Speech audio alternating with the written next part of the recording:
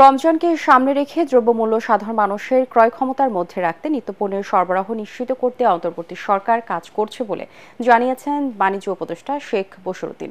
তিনি বলেন, ইতোমধ্যে অনেক পণ্যের দাম কমতে শুরু করেছে। রাজধানীতে ঢাকা রিপোর্টার্স ইউনিটির প্রয়াত ৩০ সদস্যের সন্তানদের মাঝে শিক্ষাবৃত্তি প্রদান অনুষ্ঠানে তিনি এসব কথা বলেন। এতে অন্যান্যের মধ্যে বক্তব্য রাখেন এনআরবিসি ব্যাংকের পরিচালক ও চেয়ারম্যান AK-M মোস্তাফিজুর রহমান এবং ব্যবস্থাপনা পরিচালক ও CEO মোহাম্মদ রবিউল ইসলাম। নেতিবাচক নয়, ইতিবাচক তথ্য তুলে ধরার মধ্য দিয়ে ব্যাংকিং সেক্টরকে শক্ত ভিত্তির উপর দাঁড় করিয়ে দেশের অর্থনীতিকে বেগবান করতে সাংবাদিকদের প্রতি আহ্বান জানান বক্তারা।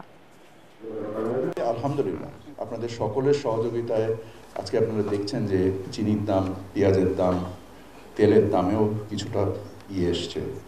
আমরা চেষ্টা করছি ইনশাআল্লাহ সামনে রমজানকে কেন্দ্র করে যেন বাজারকে যতটুকু সহনশীল করতে পারি এবং চাহিদা এবং যোগানের যে বিষয়টা, এইটাকে যেন একটা সমানুপাতিকভাবে রাখতে পারি, সেই ক্ষেত্রে আপনাদের সহযোগিতা এবং দোয়া কামনা করছি।